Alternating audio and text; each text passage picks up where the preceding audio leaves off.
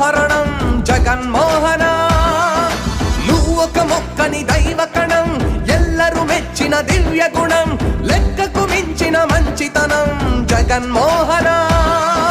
నీ మది తేనె కణం, నీ అడుగే సంచలనం, రణశంఖారావం పూరించిన వీరత్వం, అలుపెరకని నేతృత్వం, వెనుదీయని ధీరత్వం, సేవే నీ తత్వం, మళ్ళీ నీదే దిగ్విజయం.